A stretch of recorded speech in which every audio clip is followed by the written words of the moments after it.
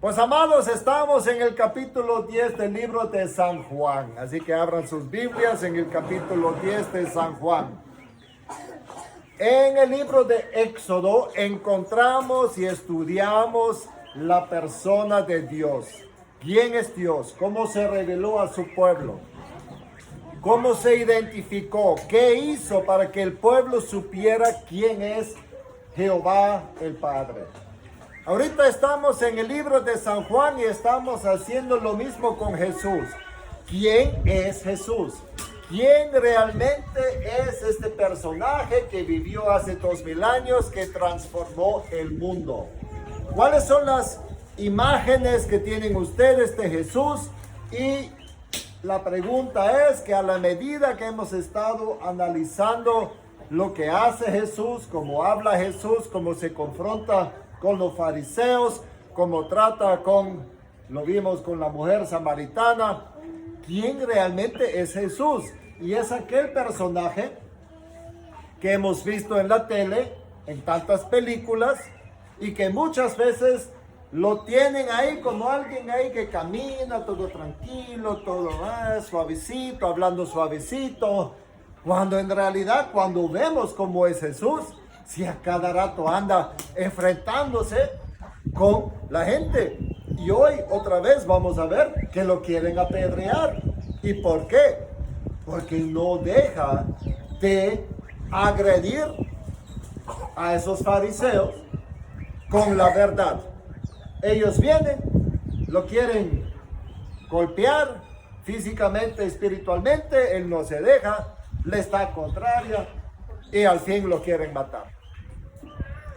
Y eso es lo que hemos estado viendo, vez tras vez tras vez en esos 10 capítulos. El capítulo 9 y 10 de San Juan son prácticamente una sola historia. Jesús llega, sana a un ciego de nacimiento, ya lo vienen a interrogar los fariseos para ver qué pasó, qué es lo que hizo aquel Jesús, cómo es que antes no veía y ahora ve. Y Jesús entonces se encuentra con él, le está dando capacitación, instrucciones, enseñanzas. Llegan los fariseos, se meten a la discusión y le dicen, hey, todo lo que tú dices son locura, loqueras, vos estás endemoniado. Y Jesús tiene que ponerlos claros. Y seguimos en todo ese mismo mensaje. Jesús ya les explicó que significa que Él es el pastor, que nosotros somos su redil, Él es la puerta y el que no entra por la puerta es porque el ladrón y quiere ¿qué? Robar, matar y destruir. Y sigue Jesús. Ahora, estamos en ese momento en el verso 2, verso 32, donde los fariseos fueron a buscar a Jesús en el área de Salomón. Y ahí lo agarraron, lo arrinconaron prácticamente, que fue el mensaje de la semana pasada, parecía así como estaba esa palabra en griego, es que ya lo querían arrinconar para caerle y golpearlo. Y Jesús dice, hey, ¿y qué les pasa a ustedes?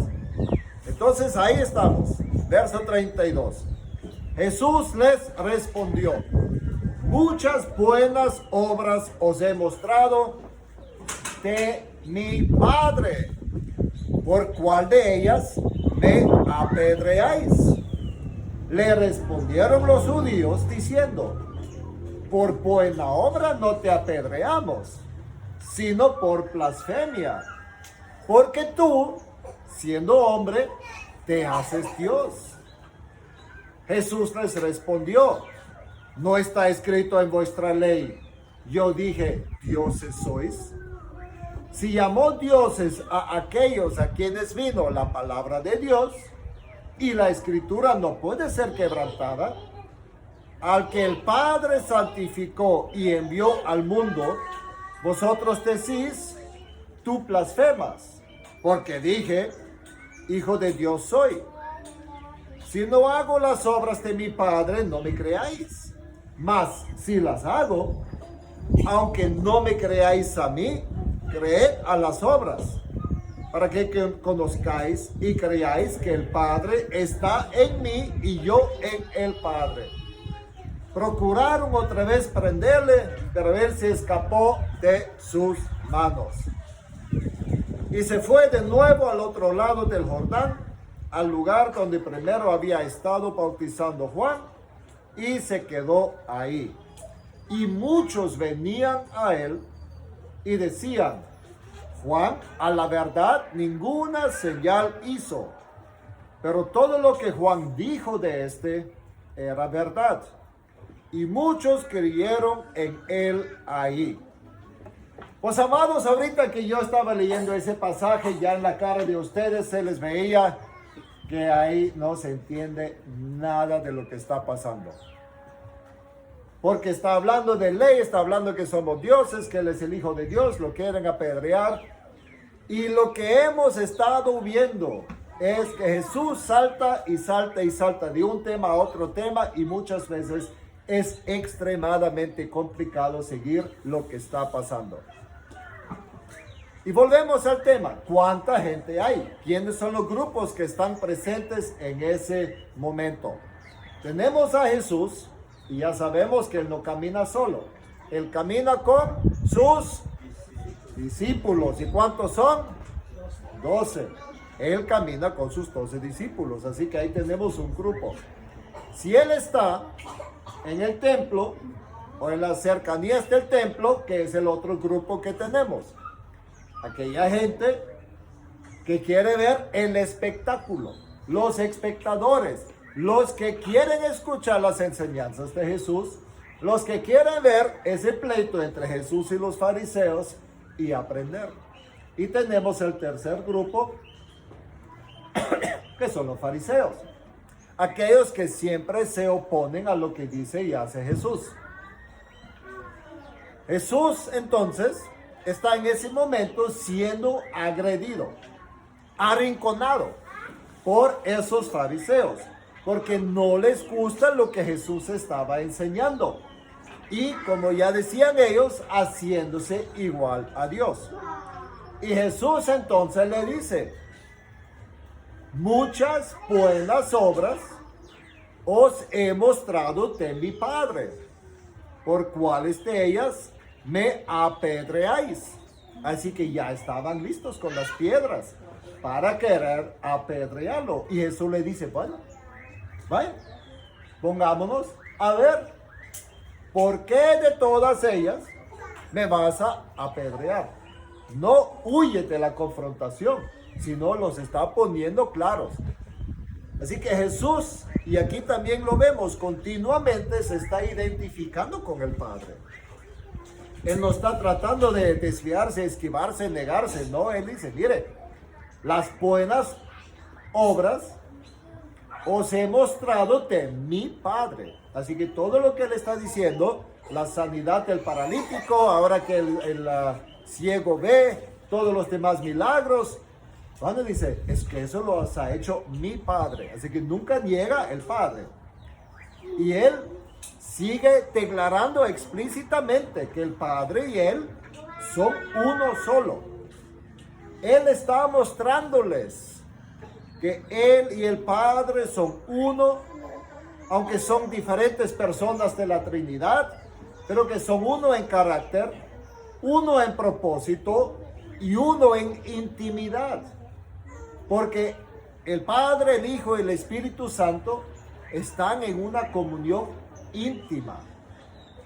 Y eso es tan importante cuando nosotros vamos a dar las ceremonias de boda, donde nosotros le explicamos a la gente: ahora que ustedes se van a casar, ahora ustedes van a ser una sola carne. Ustedes tienen que empezar a pensar como familia, donde ustedes van a ser uno solo en carácter, en propósito y en intimidad. Por eso el compromiso, que ahora en adelante tú vas a ser mi única mujer y él el único hombre de ella. Porque nosotros en este matrimonio representamos lo que está diciendo Jesús. El Padre y yo somos uno. íntimamente nos conocemos, nos amamos, nos respetamos, pensamos igual, hablamos igual.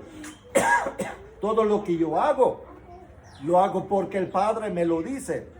Todo lo que hemos aprendido en el libro de San Juan. Y lo vuelve a repetir. Así que, amados fariseos, entiendan, el Padre y yo somos uno. El Padre hace, yo hago las obras, los milagros, porque el Padre me lo dice. ¿Y por cuáles de estos entonces me quieren matar? ¿Y qué le responden?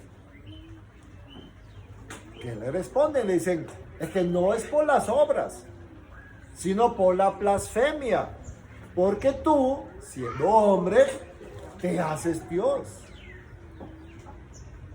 Ellos siguen pensando de que las palabras de Jesús son blasfemia. Porque ellos siguen negando que Jesús es ese Mesías. Y blasfemia significa una expresión injuriosa contra alguien santo. Injurioso significa algo que ofende o denigra. Así que ellos, los fariseos, están haciendo todo lo posible para defender el honor de Dios. Y que cada uno que se hace igual a Dios, pues tiene que morir. Así que en la mente de ellos están haciendo bien. La ley los respalda. Pero Jesús le dice, es que ustedes están viendo la ley como algo fijo, cuando yo, Jesús, le estoy ahorita mostrando cómo se vive la ley en realidad. Así que yo necesito que ustedes entiendan que cuando yo digo que yo soy y el Padre somos uno, estoy cumpliendo con la ley.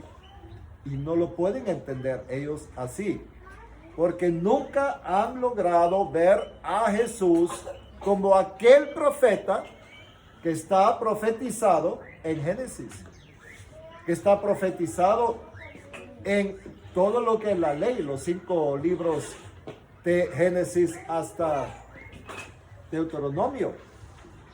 Ahí está profetizado el profeta que va a venir. Y no lo ven. Y dice Jesús, y eso ya lo hemos visto, es que ustedes escudriñan las escrituras para encontrarme. Aquí estoy, y aún así no ven que yo soy. Entonces ustedes andan ciegos espiritualmente. Pero ¿saben cuál es el colmo de los colmos? Ellos dicen, tú siendo hombre, te haces Dios. Cuando en realidad es al revés.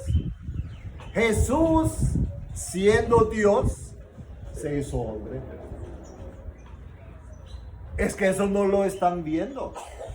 Ellos siempre están viendo de su punto de vista. Somos humanos, Él es humano y se hace Dios. Cuando la realidad de los hechos es exactamente lo contrario. Jesús es Dios y siempre ha sido Dios. Siempre ha existido. Que también ya lo vimos en San Juan, cuando Él explica que siempre ha existido. Entonces, siendo Dios, se hizo hombre. ¿Y para qué se hizo hombre? Para morar en medio de nosotros, para entendernos mejor, como hoy escuchamos en el Salmo, todos aquellos que vienen en contra nuestra, todas aquellas situaciones que nos afligen, todos los peligros que vivimos de día en día, para eso vino Jesús, para entendernos mejor, pero también para mostrarnos cómo vivir conforme a las exigencias de Jehová. Él vino, y eso lo declara, es que yo vine a salvar a los pecadores. Yo vine a que todas estas ovejas del redil que escuchan mi voz sean protegidas por mí. Yo los llevo a buen pasto y yo los tengo y nadie los puede sacar de mi mano. A eso he venido. Y destruir las obras de Satanás. Y le dice Jesús, no está escrito en vuestra ley cuando lo siguen acusando de blasfemia, de que Él se hace Dios. Y no le dice Él, y no está escrito en vuestra ley. Yo dije, dioses sois. Si llamó dioses a aquellos a quienes vino la palabra de Dios, y la escritura no puede ser quebrantada, al que el Padre santificó y envió al mundo, que es Jesús hablando de sí mismo, vosotros decís, tú blasfemas, porque dije, hijo de Dios soy. Ahora, ese pasaje es extremadamente complicado de entender, pero por eso estamos aquí en la iglesia, para que entendamos de qué está hablando. Así que vamos a ver de qué habla cuando habla de vuestra ley. ¿A qué ley están apelando ellos? ¿De qué ley hablamos? Pues vemos que los queridos fariseos continuamente dicen que ellos van con lo que dice Moisés, la ley de Moisés, lo que está en las escrituras. Entonces Jesús dice, bueno, vamos a las escrituras. Vamos a lo que ustedes llaman su ley. Entonces, ¿dónde en la Biblia habla de que Dios dijo, ustedes son dioses? Porque de eso se trata. Y lo encontramos en el Salmo 82. Así que, si tienen sus Biblias en sus manos, leámoslo. Vamos a ver qué es lo que estudian los fariseos y a qué hace referencia Jesús. Porque siempre tenemos que escudriñar para ver si lo que dice la palabra es cierta. Así que en el Salmo 82 empezamos con lo que es la introducción. Dios está en la reunión de los dioses. En medio de los dioses juzga. Bueno, así que tenemos a Dios y tenemos a más dioses. Pero ¿de quiénes están hablando? ¿Quiénes son estos dioses? Lo que sí sabemos es que hay una cercanía, una relación. Ahí está Dios y está con los dioses. Ahora, ¿qué es lo que Jehová le está reclamando a esos dioses? ¿Hasta cuándo juzgaréis injustamente y aceptaréis las personas de los impíos? Así que vemos que hay un reclamo. ¿Y cuál es el reclamo? Que no están juzgando de una manera justa. Entonces, ¿quiénes son estos dioses? Son jueces. Ahora hay que ver qué clase de jueces son. Así que Dios ahora va a explicar en el 3 cuáles son las directrices que tienen que conocer esos dioses. Y les está exigiendo defender al débil y al huérfano, hacer justicia al afligido y al menesteroso, librad al afligido y al necesitado, libradlo de mano de los impíos. Esto es lo que tienen que hacer los jueces. Tienen que ser justos con a los que nadie les hace justicia. Ahora, ¿qué es lo que piensa Dios sobre esos dioses? Entonces yo me imagino que Dios se le estaba reclamando a ellos, se da vuelta y dice, ay Señor, no saben, no entienden, andan en tinieblas, tiemblan todos los cimientos de la tierra, porque cuando un juez no es justo, ¿qué pasa con la gente que llega a juicios? Y hay abogados acá. Y él sabe que cuando van a juicio y los jueces son corruptos, cuando son, como dice aquí, que no saben nada si no entienden de leyes. Ahorita eligieron la Corte Suprema de Justicia. La mera cima de todos los jueces. Imagínense si aquellos no entienden. Si aquellos andan ciegos o corruptos, ¿qué pasa con el país? Entonces Jesús está diciendo, mire, yo voy a hacer referencia a esa ley. Dios Padre está en medio, reunido con esos jueces y le está diciendo, señores, su responsabilidad es aquella. El problema es que ustedes andan vendados. Y la tierra tiembla si ustedes no hacen la cosa conforme a la voluntad de Dios. Y ahora vamos a ver qué clase de jueces son. Porque Dios ahora les acuerda o les recuerda a esos dioses que en realidad son hombres mortales. Yo dije, dice Jehová, vosotros sois dioses. A los jueces les está diciendo, yo los estoy poniendo como dioses sobre esta gente para que hagan la justicia que yo como Dios exijo para mi pueblo. Y todos vosotros sois hijos del Altísimo. Así que los está elevando a un estatus inmensamente alto. Pero como hombres moriréis. Así que ustedes, por favor, entiendan, aunque están sentados ahí en el trono de la Corte Suprema de Justicia, al fin ustedes son hombres mortales. Y como hombres moriréis. Y como cualquiera de los príncipes caeréis. Ustedes piensan que son intocables porque están ahí arriba en la cima. Pues Jehová dice que no es así. Entonces, el clamor que hace el salmista a Dios: levántate, oh Dios, juzga la tierra, porque tú heredarás todas las naciones.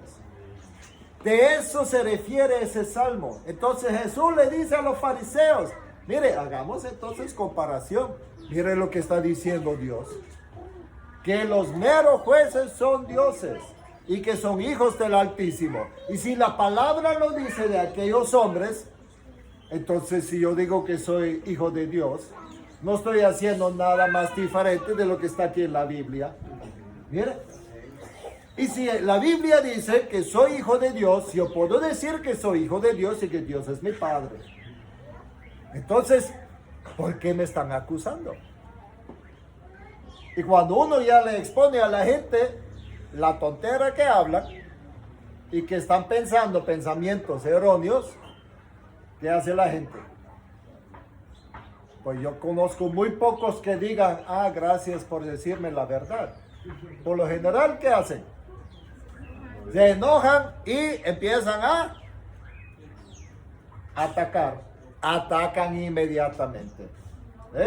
Lo que hemos visto miles y miles de veces en nuestras vidas.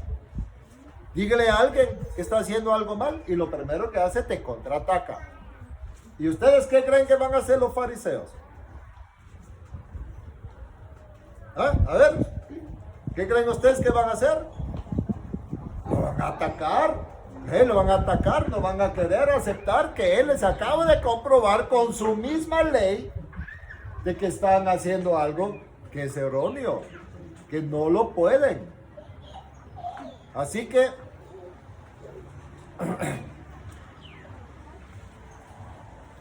la ley declara que estos hombres, aquellos hombres, están con una cercanía grande a Dios. ¿Cuánta más justificación tiene Jesús en declarar exactamente lo mismo? Porque Él fue, como dice Él, si Él fue el que fue enviado por Dios al mundo. Entonces, ¿cuál es la diferencia entre aquellos y Él? Que Él es el verdadero Hijo de Dios, que Él fue enviado por el Padre. Entonces, Él hace lo que el Padre dice y no va a andar ciego, ni no va a andar ahí tratando de desviar la verdad, porque Él es Dios. Y si Él fue enviado por Dios, Él no puede blasfemar y no se puede equivocar. Ahora Él dice, mire, pero volvemos un paso atrás, en el 37. Si no hago las obras de mi Padre, no me creáis. Ok, pero acabo de hacer la obra del Padre. Si nadie puede negar que Él, que ahora es vidente, era ciego. Porque por años, desde que nació, ha sido ciego. No es por nada que lo fueron a buscar, a citar y a interrogar. Entonces, si no hago las obras de mi Padre, no me creáis. Mas si las hago, aunque no me creáis a mí, creed a las obras, para que conozcáis y creáis que el Padre está en mí y yo en el Padre. ¿Eh? Tantas veces les he dicho, dice Jesús, lo que es verdad. Pero no hay nada que yo pueda decir para que ustedes me crean. Entonces tengo la segunda solución. Crean en las obras, si no las pueden negar. Crean en las obras porque son obras de mi Padre. Y estas obras comprueban que el Padre está en mí y yo en el Padre. Somos uno. Y si no creen en la palabra, y si no creen en los milagros, sí, entonces ya no hay nada que yo pueda hacer, dice Jesús. Ya no hay nada que yo pueda hacer por ustedes. Y sigue confrontándolos. Y sigue poniéndolos claros. No creen en la palabra, no creen todo lo que yo enseño. Y ahora no creen en las obras. Es que ya no hay nada que puedo hacer por ustedes. Y eso es triste. Y ellos, porque ya prácticamente los volvió a condenar al infierno, ahora viene el contraataque. Ahora procuraron otra vez prenderle y él volvió a escaparse de sus manos, como ya lo hizo una vez antes, cuando se fue hacia el norte y alimentó a los 5,000. Nosotros tenemos que saber cuando hay tiempo para confrontación y cuando ya es tiempo para alejarse. Así que Jesús se va, porque no quiere que lo maten, y como ellos no quieren aprender, cuando ya no quieren aprender, ya no hay nada que hacer. Entonces se deja la gente y uno se va. ¿Y para dónde se va Jesús? La primera vez se fue al norte, ahora se va al este, porque está en el sur. Ahora se va al este. Se va cruzando el Jordán, allá donde estaba Juan el Bautista bautizando. Y ahí se queda. Y muchos venían a él. Muchos venían a donde Jesús. Y decían, Juan, a la vez, a la verdad, ninguna señal hizo. Pero todo lo que Juan dijo de este era verdad. Y muchos creyeron en él ahí. Así que, amados, Jesús se va, llega a un lugar donde ha estado bautizando Juan, donde Jesús mismo fue bautizado por Juan, donde bajó el Espíritu Santo, donde escucharon la voz. Jesús se va, Juan se queda, sigue predicando, sigue bautizando a la gente, hasta que ya finalmente lo van a apresar. Y de ahí, la gente sigue haciendo lo que hacía Juan. Y llega Jesús. ¿Saben quién es Jesús? Han recibido enseñanzas de Juan Bautista acerca de Jesús. Y ahora que lo ven, aunque Juan no hizo milagro, pero las prédicas de Juan dejaron semilla en la gente. Y ahora que llega Jesús, ¿qué hacen ellos? Ellos creen en Jesús. ¿Y eso qué nos enseña? Que nosotros tenemos que predicar la palabra de Dios. Tenemos que hablar de Jesús, tenemos que enseñar quién es Jesús. Y aunque cuando nosotros predicamos no pasan milagros, es que no son los milagros. Es predicar la palabra de Dios, que cuando Dios quiere es acompañada de milagros. Pero es la palabra de Dios la que convierte y convence, y no los milagros. Llega allá, se acuerdan de que este es el Jesús de quien predicó Juan Bautista, creen en Jesús y se convierten a Jesús. Y aquí termina ya la historia de San Juan, capítulo 9 y 10. Y vamos a ver en conclusión todo lo que hemos visto en esos dos capítulos que fueron, 3 meses de prédica, creo.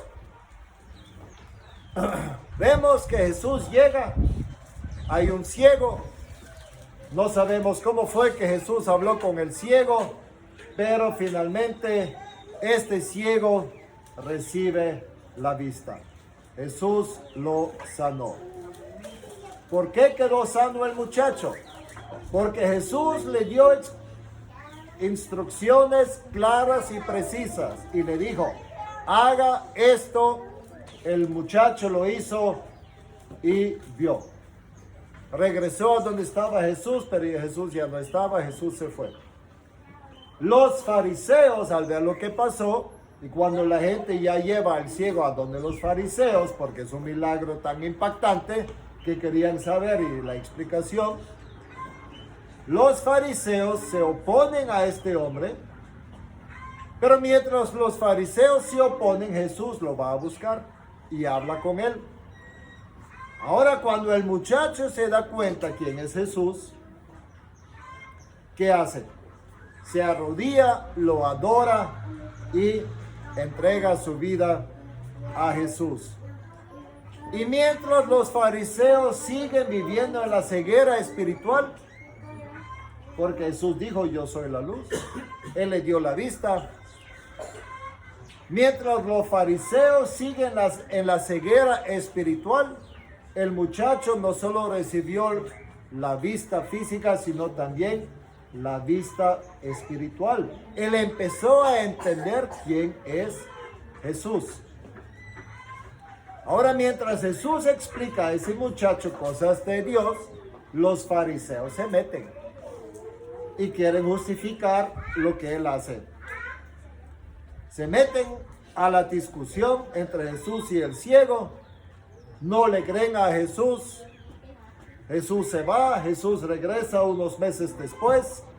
Ahora los fariseos lo agreden en el pórtico de Salomón para acusarlo, para agredirlo. Y desde las primeras discusiones Jesús siempre declaró que Él es el Hijo de Dios. Él declaró que Él y el Padre son uno solo, que se conocen, se aman íntimamente y que Jesús hace las obras que Dios le encomienda y lo que Él ve que Dios hace. De ahí Él empieza a comparar a las ovejas o a los seres humanos a ovejas. Él dice, nosotros somos un redil. Nosotros somos sus ovejas. Y Él es nuestro pastor. Él empieza a explicar la relación entre Dios y nosotros. Y entre Jesús y nosotros. Y nos dice que Él nos conoce por nombre. Y eso fue uno de los puntos que pedía Irina que enfatizara en las otras prédicas. Amados, Él nos conoce por nombre. Y cuando el pastor llega con todas estas ovejas, Él llama a sus ovejas por nombre para que salgan de entre todas estas ovejas. Y las ovejas reconocen la voz de su pastor y las ovejas de este pastor salen de todo este gran redil de ovejas que están ahí en la noche en ese lugar encercado. Así que nosotros cuando escuchamos la voz de Jesús, automáticamente tenemos que salir y seguir a Jesús con la certeza que Él nos conoce por nombre, pero que al sacarnos, ¿a dónde nos lleva? Nos lleva a buen pasto. Jesús quiere que estemos bien. Dios Padre quiere que estemos bien. El Espíritu Santo está como consolador porque Él quiere que estemos bien. Pero hay aquellos que son salteadores. Aquellos que quieren venir y ¿qué es lo que quieren hacer? Hurtar, matar y destruir. ¿Y a quién quieren hurtar? A las ovejas. ¿A quién quieren matar? A las ovejas. ¿Qué es lo que quieren destruir? Al redil. Quieren destruir a la iglesia. Quieren destruir a las familias. Quieren destruir todo lo que es suyo. Y tenemos que entender que cuando los salteadores vienen y nos llaman, ¿qué es lo que tenemos que decir? Tú no eres nuestro pastor y no vamos. Y en esto estaba prácticamente acusando a los fariseos, que ellos son los salteadores. Por eso es que no los querían. Y de ahí él dice que los pastores verdaderos, ¿qué hacen? Defienden a sus ovejas. ¿Qué es lo que dice el rey David? Mire, dice, yo voy a pelear contra Goliat. Y le dice, vos, cipote, es que cuando vino el oso y el león, y la oveja ya estaba en la boca de ellos, yo los sacaba, yo mataba el león, yo mataba el oso, porque el pastor verdadero protege a sus ovejas. Ajá, y el que solo es asalariado, ¿qué hace? Los abandona. Ahí es donde Jesús se vuelve a comparar con los fariseos. Mire, yo soy el verdadero pastor. Yo conozco mis ovejas, yo los cuido, yo los llevo a buen pasto y nadie los puede sacar de mis manos. Amados, ¿qué palabra más maravillosa es esa? Nadie nos puede sacar de las manos de Jesús. Aunque quieran, aunque son salteadores, no pueden. Estamos bien protegidos. Nuestra tarea es ser justos y declarar la palabra de Dios. Por eso estamos capacitando a nuestro hermano Fabricio y a nuestra hermana, que hoy no está, Yoleni, para que ellos aprendan a predicar, para que ellos se sientan cómodos, para que ellos logren llevar la palabra y el mensaje a lugares y en momentos que yo no estoy acá. Para eso estamos, para declarar la palabra de Dios.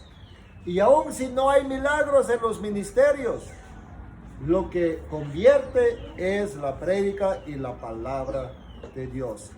Y todo esto es lo que Jesús ha estado enseñando en el capítulo 9 y 10 de San Juan. Así que esa es la conclusión, el resumen. Amados, tengan la certeza que ustedes son ovejas del redil de Dios. Los conoce por nombre, los lleva a buen pasto, nadie los puede sacar, arrancar, arrebatar de sus manos, y su responsabilidad es ir y predicar.